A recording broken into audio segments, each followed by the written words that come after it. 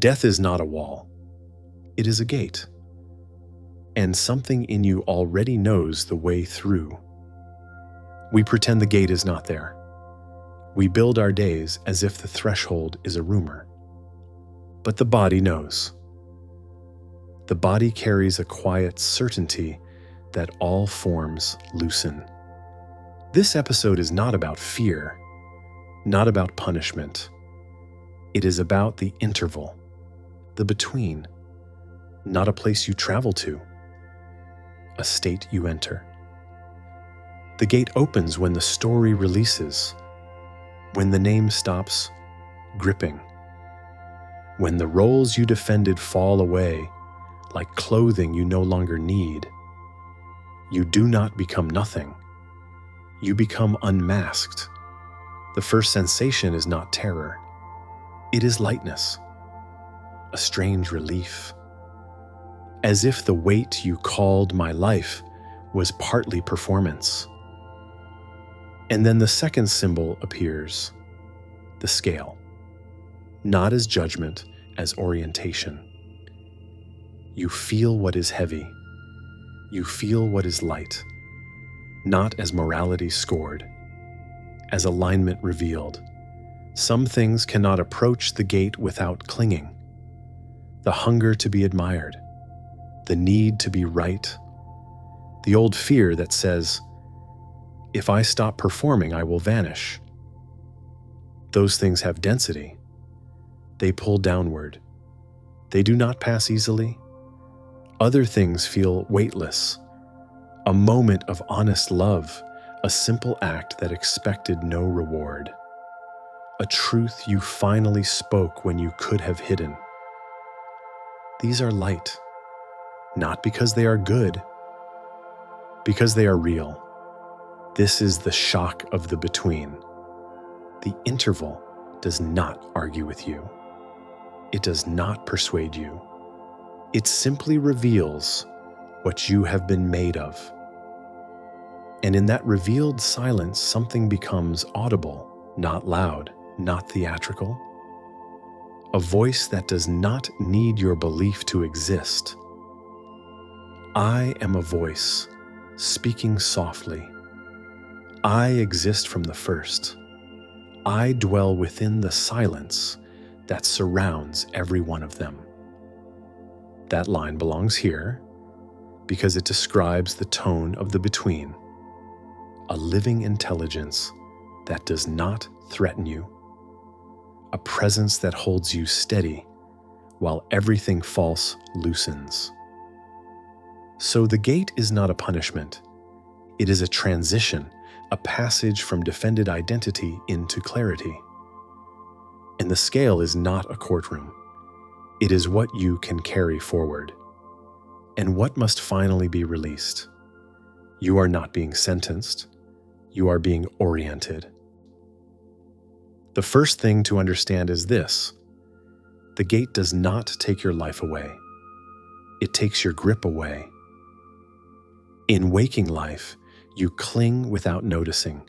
You cling to your name. You cling to your role. You cling to the story that says, this is who I am. That story feels solid because the body reinforces it. The senses keep it anchored. Time keeps it stitched together. But at the threshold, the stitching loosens. Not violently, naturally. The way a fist relaxes when sleep arrives. The way a dream dissolves when morning light enters. You begin to release what you assumed you were, the job title, the grudges, the social mask, the internal narration that never stops explaining you to yourself. And as those layers fall, something startling happens. You remain, not as the personality, as the witness beneath it. This is why the gate is not annihilation. It is uncovering. The self you defended was partly a tool, a survival mechanism, a mask worn to move through a world of pressure. At the threshold, the mask is no longer useful, so it falls. And the fear most people carry is revealed to be misplaced. They fear death because they imagine losing everything. But what they actually lose first is illusion. They lose the false weights.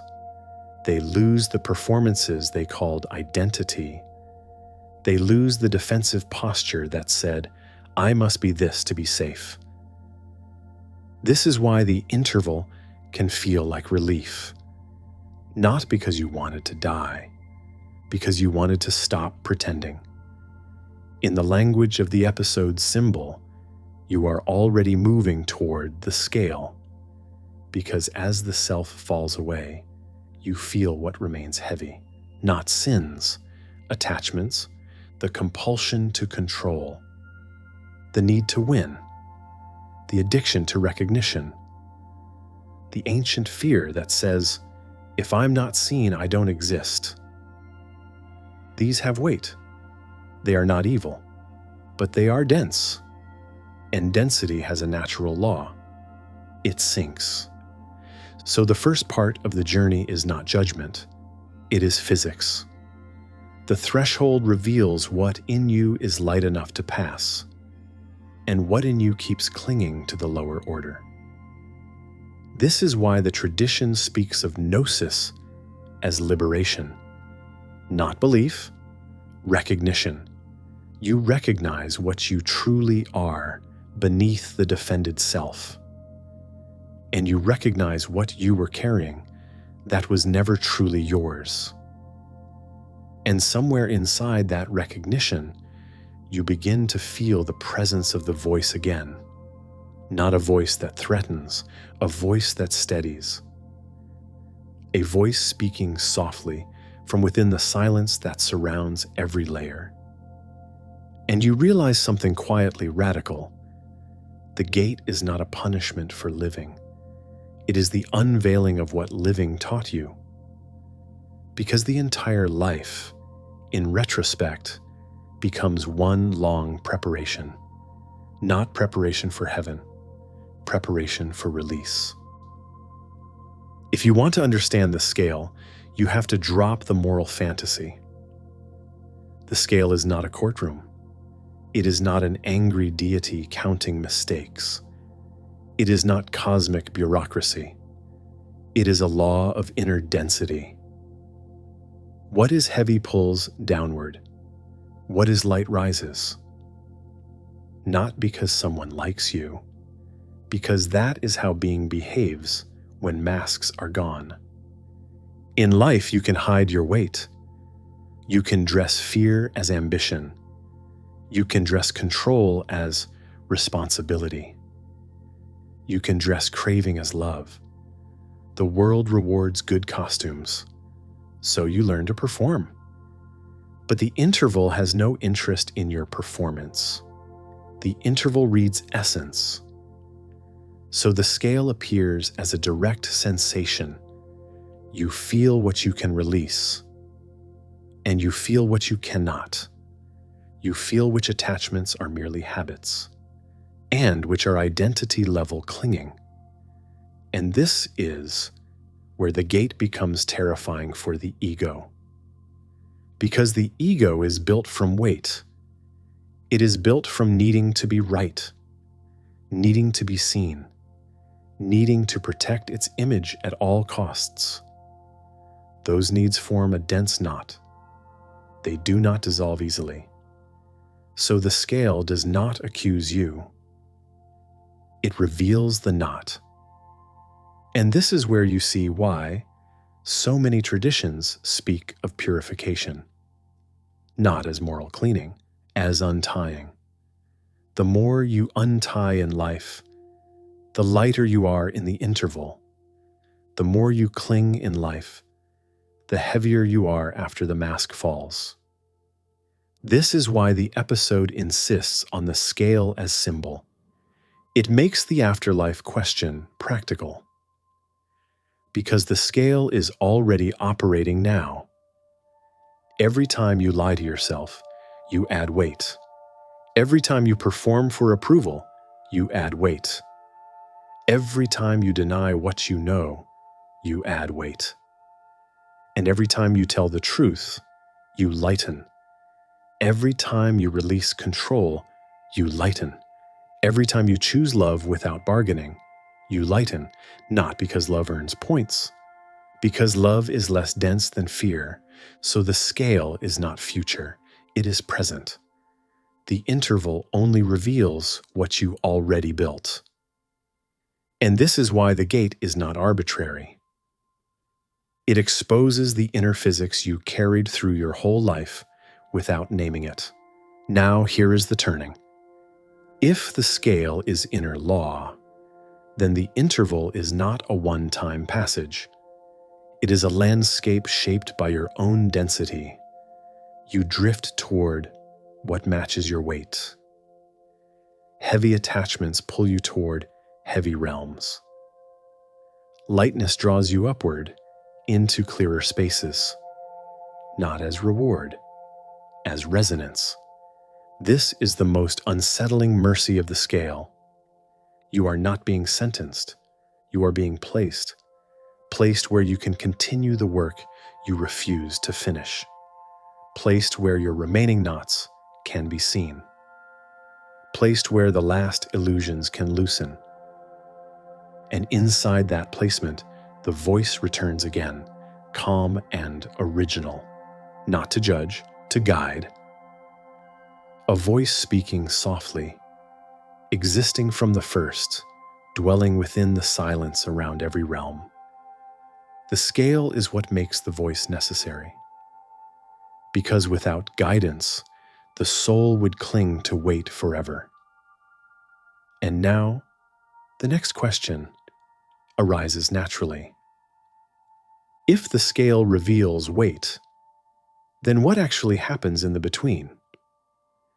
What is the interval like when the mask is gone and the inner density becomes terrain? The interval is not a blank corridor. It has texture. Not physical texture, psychic texture. A geography made of what you carry. This is why two souls can pass through the same gate and experience entirely different terrain. Because the between is not a place you visit. It is a field you resonate with. When the body drops away, the usual anchors disappear. Time changes, distance changes, language changes. What remains is tone, density, attention. This is where many modern people struggle. They want the interval to look like a location, a room, a tunnel, a landscape you can describe. But the between is more intimate than scenery. It is the unfolding of your inner state, once nothing external can stabilize it. If you are heavy with fear, the interval feels compressed, claustrophobic, looping. If you are light with truth, the interval feels spacious, open, clear. The scale is already shaping the geography. So what does the geography look like? It looks like memory without story. Images arise, not as nostalgia, as revelation. The moments you hid from, the choices you delayed, the love you refused to receive, the truths you buried to keep the mask intact. They rise like pages turning themselves, not to punish you, to show you what you became. This is why the between can feel like review. But again, not courtroom review. Mirror review. You see your life without your excuses. You see your motives without your spin. You see what you did when nobody was watching. And the strangest part is this: you do not need a judge. Your own awareness becomes the judge, not judgmental. Accurate. This is where the voice matters. Because the voice is the only thing that can keep the review from collapsing into despair. Without the voice, you might drown in regret. You might cling to the mask even after it fell. But with the voice, the review becomes guidance. It becomes orientation. It tells you, here is the knot, here is the weight, here is what must be released. And release is the core action of the interval. The between is not an endless waiting room. It is a process, a loosening. You feel attachments surface. You feel them tighten. You feel them beg to be carried forward. And then you see what carrying them would cost. They would pull you downward. They would keep you in dense strata. They would trap you in repetition. So you begin to let go. Not all at once, not perfectly. But the interval itself is designed for this. It is the realm where masks cannot be worn. So the only movement possible is honesty. And honesty is purification. Now, the gate is behind you. The scale is inside you. The between is revealing your inner terrain. So the question becomes more focused. What are the forces in this interval? What pulls you downward? What draws you upward? Because if the between has geography, it also has currents. In the interval, nothing is neutral. Everything has pull. In life, you could ignore these pulls because the body and the world kept you distracted. You could mistake habit for choice. You could mistake social reward for truth. But after the gate, distraction falls away. So the currents become obvious. There are downward currents. They feel like contraction, like gravity, like the urge to cling to the old story even when it no longer fits. These currents are fed by attachment, the need to control, the need to be admired, the refusal to forgive, the pleasure of resentment, the addiction to being right. These are not sins in a childish sense. They are density generators. They thicken the soul, and thick things sink. Then there are upward currents. They feel like expansion, like clarity, like the relief of not having to defend anything. These currents are fed by truth, not truth as ideology, truth as alignment, the honest recognition, the released mask, the love that expected no reward, the humility that stops arguing. These lighten the soul, and light things rise. So the interval is not chaotic. It is ordered by resonance. You drift toward what matches your weight. This is why the scale is not a symbol placed in the afterlife. It is the operating principle of the entire between. Now, what are the powers in this landscape? Not demons with horns, forces, patterns of attraction. In the Gnostic imagination, these forces are sometimes personified as rulers and gatekeepers. But even if you strip away the imagery, the psychology remains precise. A gatekeeper is anything that tests your attachment. A ruler is any pattern that tries to keep you in a lower loop. And the greatest ruler is not an entity. It is ignorance. Not ignorance as stupidity. Ignorance as forgetting your origin, forgetting the flame, forgetting the voice. Because if you forget the voice, you will mistake the downward pull for reality. You will think contraction is home. You will cling. So the interval is full of invitations. Some are traps of familiarity. The urge to return to the old identity. The urge to relive the life as if reliving could change it. The urge to blame, to regret, to harden. Other invitations are openings. The chance to release. The chance to forgive without needing an apology. The chance to accept what was without turning it into a prison. And this is where guidance becomes decisive. Because the soul does not climb by effort alone. It climbs by surrendering weight. It climbs by choosing the upward current again and again. And the voice is what makes that possible, not as command. As orientation, a voice that speaks softly within the silence around every realm. A presence that helps you feel the difference between contraction and clarity. So part 4 is the map of movement. Downward currents are density. Upward currents are truth. And the scale is the internal compass that tells you which you are feeding. Now the episode must make its crucial turn. If the scale and the currents are real, then this changes how you live now. Because every day becomes preparation. Every day becomes a chance to untie knots, while you still have a body, still have time, still have the ability to choose consciously. Which means the next part is practical. How do you lighten while alive? How do you live in a way that prepares you for the gate without becoming morbid or fearful? If the scale is real, then the afterlife is not the only place it operates. It operates in your day. Every choice adds weight or releases it. Every act of honesty lightens. Every act of performance thickens. So the preparation is not mystical.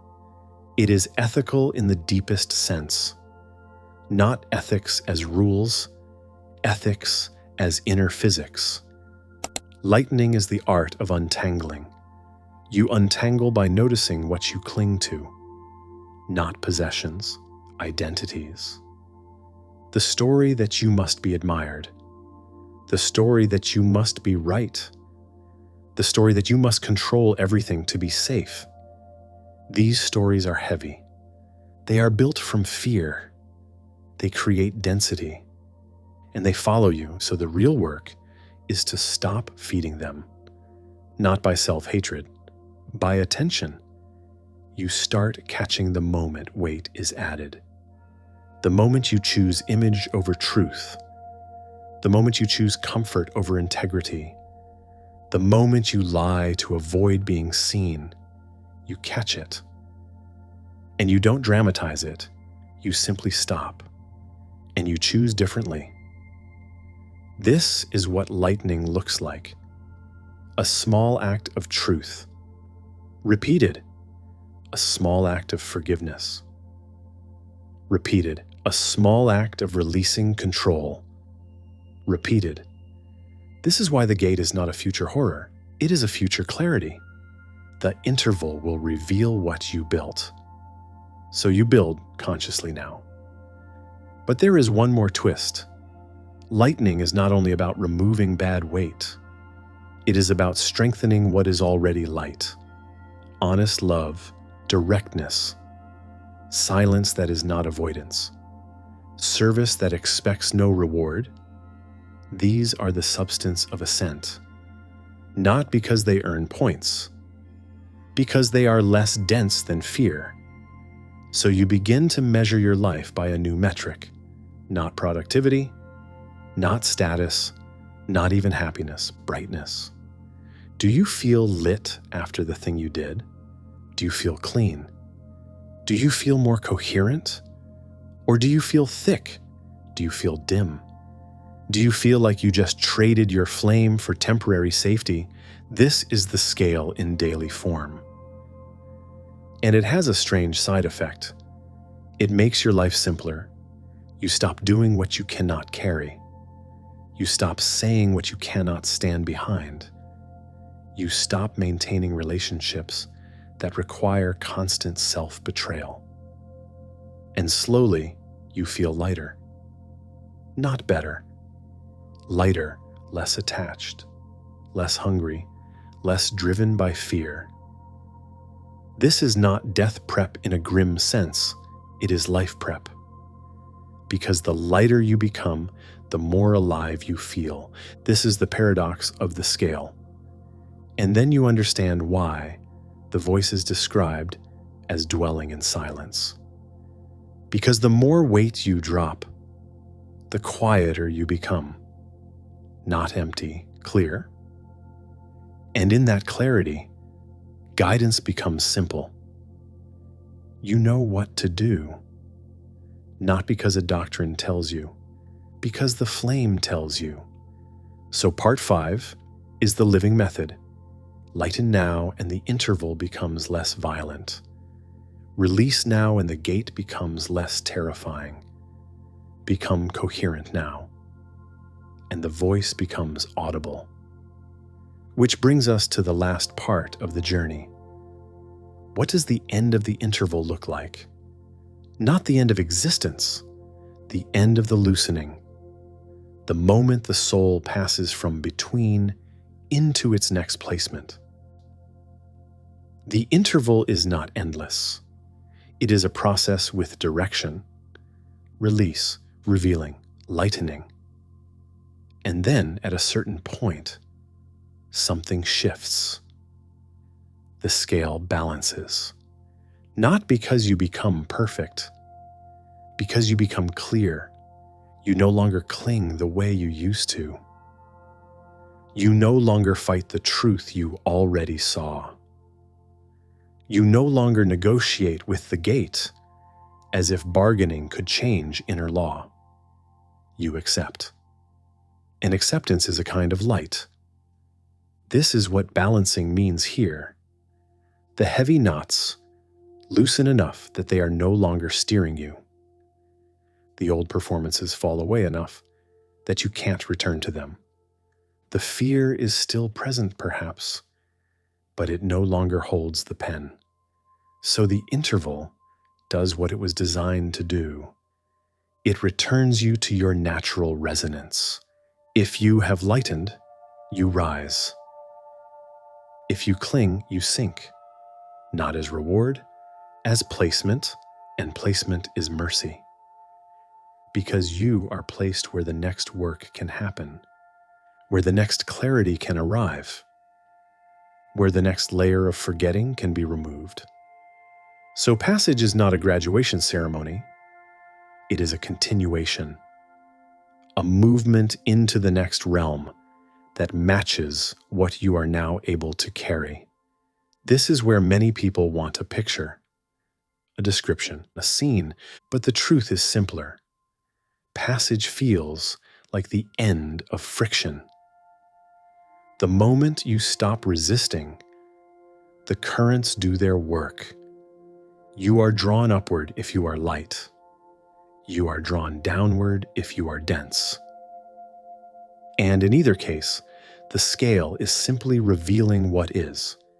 This is the point where the voice becomes most intimate, not as an external guide, as the tone of the whole process, a voice that is almost indistinguishable from the silence around you. I am a voice speaking softly. I exist from the first. I dwell within the silence that surrounds every one of them. You realize the voice was not only speaking to you, it was shaping your perception of the entire passage. It kept you oriented. It kept you from clinging. It kept you from turning the interval into a nightmare of fear.